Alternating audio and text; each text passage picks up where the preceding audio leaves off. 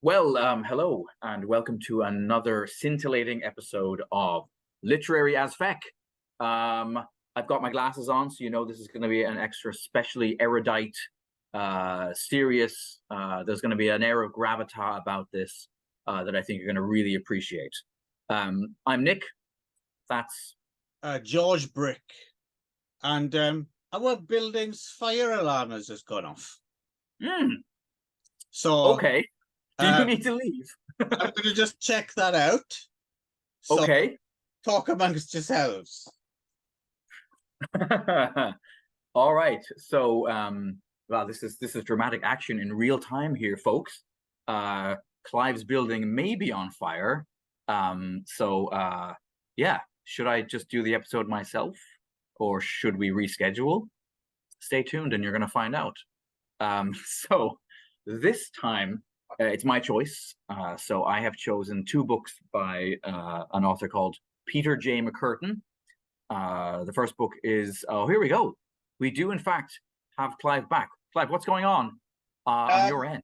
I think it might actually be a neighboring house's fire alarm. Okay. All right. You go check out the window there, Clive, and report back. So, yes, Peter J. McCurtin, as it turns out, I didn't know this, is a fellow Irishman who emigrated to the US and wrote a series of kind of straight to paperback books. Was quite well known. Oh, Clive, what's going on out there? Oh, all right. I mean, the neighbors might not be, but I'm fine. Okay, well, that's all that really matters. Yeah, surely. Yeah. They have nothing to. They have little input to this particular video. So yes, this is true. Yeah, we haven't had any of your neighbors over as a guest. No. So yeah. Fuck them. Yeah, if they can't be bothered to help out, to participate, no, yeah, then you don't burn, need to help. Baby, burn. So yeah, I was just telling the folks at home while you were momentarily distracted by the possibility of a raging inferno that we read a couple of books by Peter J. McCurtin. That's right, we did, Nick. Why don't we talk about them? Let's. You know what? That's a fantastic idea there, Clive. While we're here, yes, and while you're not, consumed in flames, because you never know, it could happen any moment. So yeah, I knew about Peter J. McCurtin from one very specific context. So when I, watched the film The Boss. Get your bingo cards out, lads. Yes, yeah. Or Il Boss, directed by one Fernando De Leo. This is an Italian crime film. You might be surprised to know that I'm a big fan of the old Italian crime films. I don't know, actually, have we ever talked about this on this show? Possibly not. Don't. That's no excuse. Almost certainly we have. Yes. You managed to shoe it in everywhere. Shoehorn. This is true. Yeah. Shoehorn in, yes. So I watched The Boss, which was made in, I think, 1970 something. 72. Thank you, Clive. Way back early in my growing appreciation for all things trashy and Italian, and it stars Henry Silva as a character called Nick Lanzetta, and I loved it. And then I was surprised to notice at the credits that it said based on a novel, Il Mafioso, by Peter J. McCurtin. And I was like, what? That sounds like it's an English language book written by this doesn't sound like it's adapted from an Italian book. So I tried to find it in secondhand bookshops and had no luck whatsoever. And for many years, it was always on my radar of like, oh, every time I'm in a secondhand bookshop, I'm going to see if they have any of these Peter J. McCurtin Mafia books. Never did. And quite recently, while poking around on Kindle, I discovered that they have been, the first 3 of the 4 have been put into print. But the 4th is on the way in October. Yeah. So I was like, okay, well, you know what? This has been 20-something years 25 years in the coming. Sure, that makes sense. So yeah, I wanted to give them a go and see how they are. So that's how we got to where we are. That's a hell of a story, Nick. Yeah. So you decided that we should read the first 2, right? Mafioso. Yeah. And COSA Nostra. I went ahead and I also read The Syndicate. Okay. But haven't read Omerta yet. So, yes, tell us about. So, Mafiosa is the one Il Boss is based on, right? Yeah. It's actually quite a faithful adaptation as well. It has to be said. Surprisingly so, because Yeah. I've seen the film, I don't know, 7, 8 times. Unbelievable. Yes, not something that Clive understands. Unbelievable. I mean, I watched it again for this, so I've seen it twice, and it's quite good fun. But yeah, no, I 7, 8 can't, times. Good one. Yeah, I sure. can't begin to fathom what you're getting, what the nourishment you're getting from the. It's about every 2 years, I would say, that I probably come back and watch The Boss. In fact, I watched that whole cycle. There's also the one with Mario Adorf. Milan Caliber 9 is the first one, and then The Boss is the middle one, and the last one is the one with Silva and Woody Strode and Mario Adorf. Connection. Yeah. And although I don't know if they're actually a trilogy, because like he does 3 in a row and they're pretty much unrelated, right? And then there's a gap and he does some other films, and then he does another mafia film and another mafia film. So I think it's just Fernando de Leo was doing a lot of what was popular at the time, as opposed to the 3 being linked. Right? Maybe it's just because they all have, really killer soundtracks by Luis Bacalov, and they all have the same font. They all have this kind of like military stencil font that kind of separates them from some of his other films. They're not really. I think they're there's no characters that connect or no. But I really like all 3 of those films. There's who's the big fella? He's French Italian. He played he's in Godfather 2. He plays Fanelli, Gaston Mochin or whatever. I think that's his name. Okay. I love that guy. He's fucking fantastic. Anyway, so yeah, I was surprised in reading the book. I was actually almost like, this is so close that I might as well be watching the film, because whole chunks of dialogue were taken verbatim out of the book, and then just they created the English script, the English dubbing script, directly from the book. Well, the main difference is the fact that and we will get to the book at some point, we promise, is they relocated the action from the United States to Italy.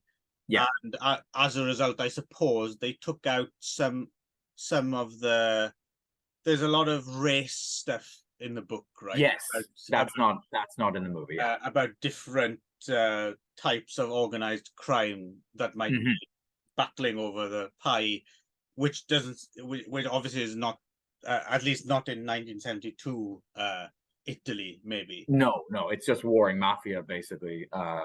So there's that, and the ending, I think, is also like there's the whole end part where Lanzetta kind of goes to war against his own boss, and there's the whole helicopter thing. None of that's in the film either. Yes. Right. In fact, the movie has a much more open ending. It's kind of unclear what's exactly happened or what's going to happen. Well, the book is as well, to a certain. We'll get to this actually when we get to discussing this as a series, because that's a load of bollocks as well. But anyway, let's. What in that it's a series? Because I noticed right away that Nick Lanzetta is certainly not in the second book. No, I thought maybe it might come round and he might pop up in Omerta. But reading about it, I don't think so. It seems to me as if Peter J. McCurtin just had 4 manuscripts totally about the with one another. Well, no, they're not even. I mean, barely. I would. I mean, I can imagine both the second book we're going to talk about and definitely the third one, The Syndicate, only needing a quick rewrite to make it part of. I mean, they're very, very tangentially linked, right? Right. Okay. Yeah, but Mafioso is at least a proper mob, right? And it's what is it? It's like 140, 150 pages, something like that. Pretty swift read. Yep, it zips along. Yeah, lots of action. Begins with our main character taking out a theater full of mafioso in one foul swoop with a grenade launcher, which is it's a shame. I appreciate that the book that the film tried to recreate Yeah. scene, but unfortunately it doesn't do a very good job of it. It's a bit mannequin-y. Yeah. Yes.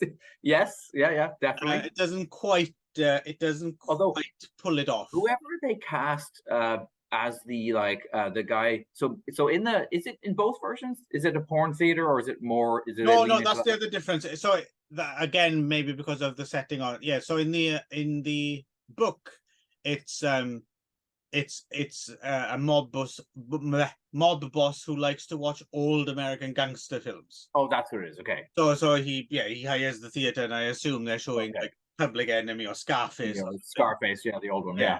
But in the film it's porn, except we don't see it, right? But you just hear them talking about, we got some great stuff in from Denmark. Tits on that, etc. Yes. Yeah. And also, but the guy who runs the projector is such a skeevy, scummy looking little skinny wretched guy in the movie, and they kind of describe him similarly in the book too. I was like, oh yeah, they did that well. Right. He definitely seems like a real sad sack piece of shit. So yeah, Lanzetta comes in. I was just in the Lanzetta in the book as well is so different from. I mean, I know you love Henry Silva, and I'm kind of fond of his cigar store in this as well. But if you're going to be proper about this and kind of, it's not really a very good version of the character in the book, is it? I mean, he is just doing what he normally does in all his films.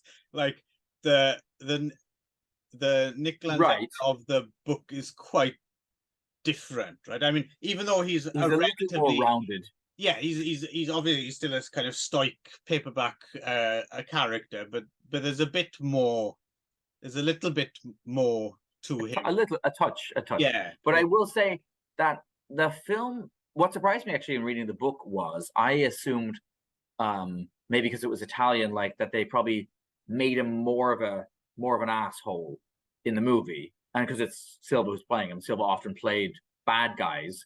And I was like, well, in a novel, he's probably like a more likable character. But if anything, he might be even worse in the book. Like he's a real piece of shit. He's just like a sociopath. And I do think like there's one thing that was made me laugh when I watched the film. It's the part where, well, actually, maybe we'll get to it when we get to it. So basically, Lanzetta, he's sent out to wipe out like a rival mafia kind of clan, and it quickly escalates into an all-out war, right? Yeah, well, he kind of does a too good job of it, right? Because he wipes out, instead of like one or two, he wipes out like 7 people, creates this power vacuum, and all of a sudden there's all these people kind of rush. Actually, that's another slight difference in the book, I think, is in the book there's this weird background where they're talking about, and now there's all these other smaller gangs trying to get a piece of the pie, but that's not in the. It's all still the major hitters in the book, right? Fighting. He's basically just too big a statement to have taken them all out in one go, and then of course the other thing is, so someone decides to kidnap one mob boss's daughter, and she's raped and stuff. And then ends up hooking up with our main character. It turns out, she's just a wanton junkie slut. Time. Which is in both. I mean, the film basically is very much the same movie. He's like, God damn you fucking slutty, horrible bitch! Is this what I tried to defend? But come here, like. And which is understandable if the casting in the film's anything to go by. She is, Yep. Oh yeah. Easy on the eye. I mean, so in the book, one thing that, as you mentioned in the book, that's a bit different is that in the book she's kind of like she her dad, who's this, he's below. So Don Carrasco is the head of this mafia family that Nick Lanzetta works for. His one of his sub bosses is the guy that brought Nick Lanzetta into the family. And so it's his daughter that's been kidnapped. And so where the fuck am I going with this, Nick? I think you're probably going to over-explain the plot is what you're going to do. Oh, that might be it. That could be you don't have where it's going to go. Yeah, I think we've covered Oh yeah, no, Yeah. I was going to say, so because you brought this up, so I think it's worth bringing up. So in this case, he sent her off, like many, good mafia guys. He sent her off to like a really prestigious, nice, university, where it turns out she's gotten involved in like He the sent her Black to the Power movement. ballet school in Suspiria, but Yeah, where somehow she's gotten involved with the the Black Revolution. yes, And so and witches. Yeah, and witches. Yeah. So it turns out that so one of the people who wants to step into this power vacuum is like an African American mob boss guy, right? And so, as you mentioned, there's that angle in the book. Oh yes, lost. there's a lot of racial epithets in that 70s way, right? Where everyone was calling everyone everything, right? Shocking. Yes, exactly. Yeah. And there is some Irish stuff in there too, which is always good for me. I'm happy to hear some. That character you refer to, I think him and his mob are just, they're very rarely referred to by his name. It's always the Blackie or the Darkie or something like that, right? Yes. Yeah. So he's kidnapped this sub-Don's daughter, and Lanzetta goes to rescue her. And as you said, gets sucked into a morass of just having sex with her on a mattress in like an empty room for like days on end. And that's one of the things that always made me laugh when I first watched it in the movie. And she because it's right out of the book. It was right off the page where she's like, what if you get tired of me sometime? And he's like, bitch, I'm already tired of you. And it's a perfect Henry Silva delivery of a piece of like mean. This is true. Dialogue. This is true. Yeah.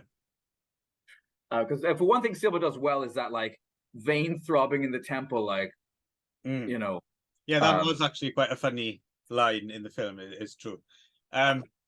Yes. So this book is. It's difficult.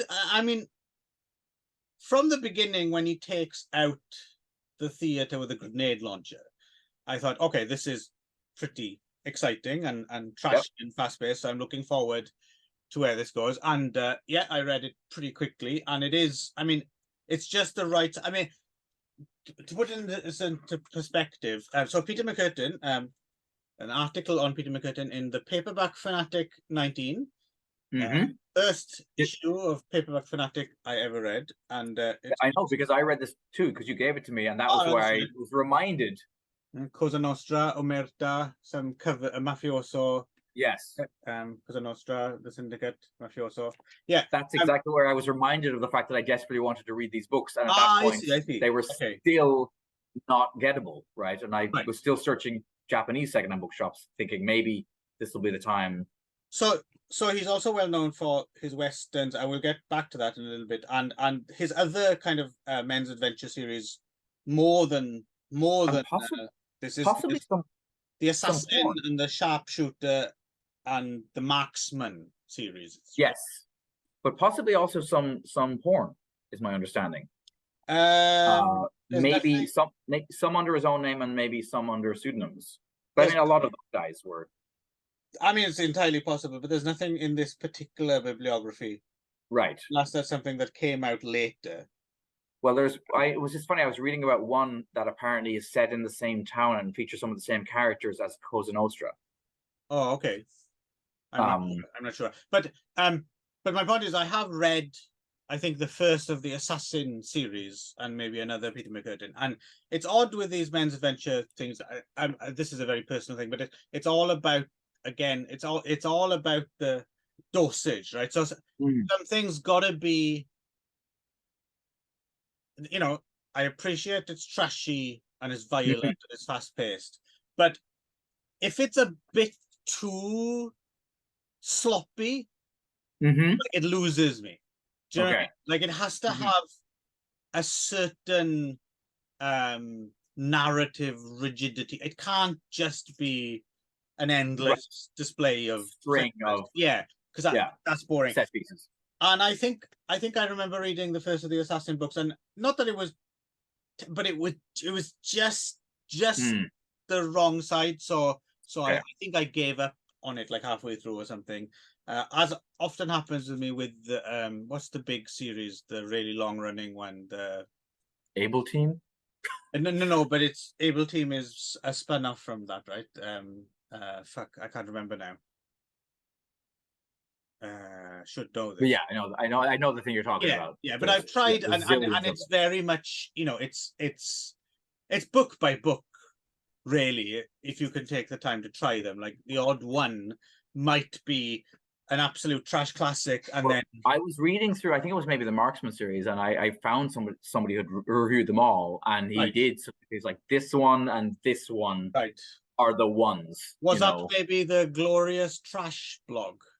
Maybe, because he does a lot of that stuff, which is pretty good. But yeah, so I would say, so this one for me anyway, Mafioso was just about right. Like no classic, but I read it through straight and it was quite exciting. The only problem with it is, though, it does end with, this kind of, not a cliffhanger exactly, but an allusion to it being continued, right? Which I thought would happen, especially when you pick up a book called COSA Nostra, right? You're thinking, yes, of course, this is yet another Nick Lanzetta story. Yeah, which it is, and we'll get to that. But no, I will say I was a bit disappointed at first, just because I, like the boss. I would assume that there was parts 2 and 3 and 4 of the boss. Mafioso falls short of being recommendable, I think, just because it does feel cut short, right? Like unfinished. Yeah, that's the thing. It's like, it's a little bit of a it's a slight, I had a good rub, but I couldn't quite reach the climax, so in and of itself it's fine, but do you know what I mean? It's a little bit difficult to actually recommend as a standalone, and it turns out it is a standalone. So I don't know. I mean, I did enjoy reading it, but not to overstate it, though. It's not brilliant or anything, but I did enjoy reading it. But I just I was like, well, I wish you hadn't put the hook in. Now I wish I always wish I hadn't bothered, because you're not going to finish it up. Is that how you felt, or? Yeah, as I said, and I'm disappointed because I still held out the hope that maybe book 3 or book 4 would sort of tie some of these things together. No, I don't think clearly, as you're saying, so book 3 is again a completely standalone. Yes, that's not connected at all. Even more so. I mean, so Cosa Nostra then so we should say these are 70, 71, right? This series. Yeah. Cosa Nostra at least does feature the mafia, sort of, but switches from third person to a first person narrative. Yes. And our first person is more of a killer inside me-ish kind of. Is he? He's not a sheriff. Is he the sheriff or deputy or? He's a deputy. He's basically it's a little Maine town, right? So they're actually very close to where I live. Maine is probably the closest U.S. state to us here. And there's a very, very, very low key attempt at the mafia muscling in. I mean, I mean, you could change them to almost anything else, right? Like tongs. Yeah. Or as the kind of the thing at the end turns out to be, I suppose they could actually have been bank robbers the whole time. Facing a bank, you could also have, but anyway, yes, it's about this kind of very corrupt sheriff. Well, he's been drummed out. He was from New York, right? I guess so. Yeah. So our point of view character is he's this younger, I guess, cop who's from New York, but he's been kicked out of New York for being somehow involved in graft or scandal or whatever, making money. So now he's up here. He's been given a second chance by the local sheriff, and the local sheriff has just had a stroke or something, right? He's gone into some major medical thing he's in the hospital. And as it turns out, he was doing some double dealing with these mafia dudes who have now shown up to kind of throw their weight around. And there's this whole other thing that's barely touched on. It's like, they're doing this because the French Canadian mafia have a plan to come down here. They're going to come into Maine. It's like a territorial thing, right? It's like if they go and piss on this piece of land, it's like to mark it out, proof of concept, right? In case someone else comes along. And it turns out he's also been shagging the sheriff's slutty lush wife Yes. the whole time Yes. as well, right? And that One of my favorite lines in the book is like, he sounds hot. The wife, the oh sheriff. yeah, Like there's a. I had to, Oh, is this what you're going to say? Maybe. yeah, I was gonna say I had to ring again before Kinch's wife opened the door, and when she did when she did her dated Marilyn bit, hi there, come on in. She smelled of Kahlua and candy and perfume. I don't know where she picked up on Kahlua. They don't sell it in the state liquor stores, but she drinks it like a father fucker. And no doubt she stocks up in Boston when she goes there shopping for fresh cock and other things. Yeah, so this is two things. So one thing I wanted to just to finish. Yeah, there's one line in there when he says something like, I saw her and she looked absolutely awful, you know, like at her sluttiest worst, which is really good, like or something like that. And yes, I was kind of, I quite like to see what, you know, I wonder how she compares to Druna. Yes, exactly. But the other thing is actually, oddly enough, I'm wondering, I don't think I'm imagining this, and it's a shame you didn't read the third book, because it happens more in that, but I notice it happens, I wonder if you notice if this happens in COSA NOSTRA. It coasts along kind of without this element for a while. And then all of a sudden, in like 2 or 3 pages, there'll be a whole lot of swearing. Like, I don't know what, like father fucker and cock and fuck your cunting fuck. And then it goes back. I was wondering, what's that all about? Like, how is did he have a certain swear quota? Quota. That's what it is. There's not enough fucks in this book or something. And it's funny, I was reading the Glorious Trash Book blog spot as well, and he mentions in another Peter McCurtin book that happens. Like, I can't remember which one. It begins apparently like at the very beginning of the book. There's just there's a whole lot of swearing, and then that just goes away for a while. Right. It comes back. It's the weirdest thing. It happens in the Syndicate as well. Like that doesn't happen, and you know, it's not that it shies away from, but it's just it doesn't use that language, and then all of a sudden doubles down wildly the whole lot, like in one paragraph. It's quite hilarious when it happens. Yeah, but there's a meanness. There's a kind of a meanness to this narrator that I enjoyed.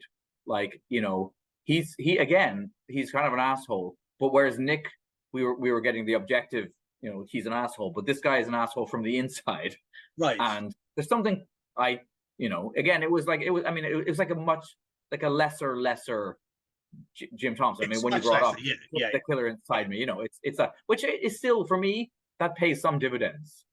No, I mean, I did. To be honest, in some ways, I suppose if I had approached this book not expecting Mafioso Part 2, I'd probably, because I did get a bit of a kick out of it, and it's even shorter than the first one. And oh yeah, 100 pages. Yeah, zips by. And I do like that our main character, is pretty much an asshole who, spoilers, gets away with it. I appreciate that, and yes, I think I was just so thrown by it, almost having fuck all to do with the mafia, right? Which is one makes me wonder if he just had this lying around or something, and then did like a rewrite or something. I don't know, but no. Again, I suppose it feels more complete than Mafioso because it's okay. It has a beginning, a middle, and an end. Yeah. It doesn't feel like it's setting up something. Yeah. Whereas it did feel like this was setting up. This is going to be Nick Lanzetta's, you know, rise to grand. He eventually is going to be the head of all 5 families. This is going to be. I was looking forward to his version of, you know. Should mention that the film falls into the same trap, right? It ends with the "to be continued," and it wasn't. No. Because there was never a second book. So this is why I decided on this. So these two together, it was kind of like that whole thing, you know, it's like, well, standalone, they're all right. But because I read them both close together, I thought, oh, well, this might be a fun series in totality. So I thought, yeah, okay, I'm going to do, I mean, you know, they're short, so I'll do the Syndicate and Omerta, and I'll talk about them. I didn't bring this up with you because recently you've been switching jobs and other stressful things, buying houses and stuff. So I thought, well, I don't want to put the burden of having to do it. I'll just mention that, So I did go. I couldn't read Omerta because it's not out yet. I suppose I could have ordered $500 paperback or something. No. So I will wait for and I probably, oddly enough, will, just to, because I'm a bit of a completist, I will read it for, and these are cheap fucking Kindles as well. They They're are like not expensive. $1 or something. Or So when Omerta drops on October 1st, I'll probably get it. But in the meantime, I read part 3, The Syndicate. And this one is really stretching the Okay. So this one is basically, it's about a young man who's, he's kind of, he seems almost a bit like a younger version of George Sanders, like where he's just done everything and he's just ready to commit suicide or something, or he's just looking for crack, basically. And he's hired by, I think it's his uncle, who's quite high up in, this is the connection with the mafia, is some kind of Don who's terrified about this new political figure who is this made this book actually read a little bit more contemporary. He's an extreme right-wing fascist. So this mafioso character is frightened that this guy, because of course the interesting thing we kind of forget, and it comes up oddly enough a couple of times in these books, is the fact that Mussolini took down the mafia, right? So there's that whole thing, but also it's why he's like, it's not just that he's afraid of that, he's like, this guy's no good. So he basically tasks his great nephew for some reason with assassinating this guy. This political guy. And he turns out to live in like a castle in Ireland. He lives in like a newly built fortress with like an electrified moat and stuff. In Ireland? Yes. So well, now I have to read it, obviously. Now our main character goes there, and his plan is basically going into a pub and getting into a fight with someone, like saying things like, I think that right-wing guy's all right, you know. Oh, you fucking... And getting into a fight. And apparently this will lead to him being taken into... And it works amazingly. He doesn't buy a six-pack of Beamish that contains a nuclear detonator by any chance, does he? Unfortunately not. He's not played by Don the Dragon Wilson. Okay, all right. Too bad. That was Don the Dragon Wilson. That was Don the Dragon, yes. Very peculiar middle name. No, and he doesn't join a local monastery's, kickboxing championship either. Unfortunately, not. Although it is that kind of level of ridiculous. Unfortunately, not that much. This one is pretty sloppy. I did read it through to the end because, of course, it's only it's only 120, 150 pages, something like that. But it's pretty slapdash and quite ridiculous, and the ending's just like, I was reading it, obviously it's not pages, it's Kindle, so I'm percent, and I'm like 99%. I'm like, wow, fuck, how's this gonna wrap up in like a percent? And it does. It's like, and then boom, boom, boom, boom, boom, boom, boom. Oh, okay, great. Job done. So that was kind of amusing. But no, this is I mean, this was pretty shoddy, and had that weird thing about suddenly becoming very sweary for like a paragraph every 20 pages or something for no good reason. So I guess. Well, no, if they were in Ireland, it was for good reason. Let's face it. So Omerta, I'll read, and maybe then I'll kind of have a final thing to say about the The Syndicate is a lot more of, it's kind of in it's more of an espionage, Bondian kind of international adventure knockoff than it is anything else. What do you think? Do you think you'll read it? Oh, absolutely. No question. I mean, I intended to read the last two anyway, because I did enjoy. Once I got past that initial moment of just like, this isn't about Henry Silva. What's happening here? Well, anyway, Nick, so this is the bit where I spring something on you. And I suggest, because the thing is, when I come across, and because there's a whole bunch of these people, right? There's a whole bunch of these people. There's your Peter McCurtins and, and men's adventure, these multi kind of these people who wrote a lot, right? And whenever I get into one a little bit, I always I'm tempted to stay there for a little bit, just because I want to know, is this guy on my completist lists or not, kind of thing, or is he on my read the best of or whatever? And I'm always afraid that if I'll forget. Okay. So I suggest, because this man is most well known for his westerns. Okay. And this won't count as either yours or mine. This will be like a mutual choice, if you agree. Okay. I would quite like to do, because they're also available as extremely cheap Kindles, I want to either next or next, I will talk about that if you agree. I'd like to do a couple of the Carmody westerns that Peter McCurtin. I was thinking maybe the first one, because it's the first of the Slavers, and then I heard in this article, and number 6 is considered one of the finest, and Screaming on a Wire. So, what do you say, Nick? Shall we? I say 100%. Let's do it. Okay, excellent. So yeah. So coming soon, some more McCurtin. Okay. Yeah, that sounds great. I mean, I said that they were very readable. Whatever else you want to say about them, they were not hard to read.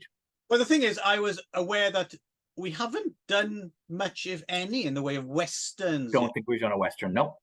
Plus, it is apparently what he was best at, right? That's what he is known for. Okay. So I was thinking it would be unfair maybe to go away with an incomplete picture. So maybe after reading a couple of westerns, maybe then we can decide if we're in for some more McCurtin, or if we're kind of done by him and dump his corpse by the side of the road. Right. I always wonder too, and I think he's another Irishman who drank himself to death as well.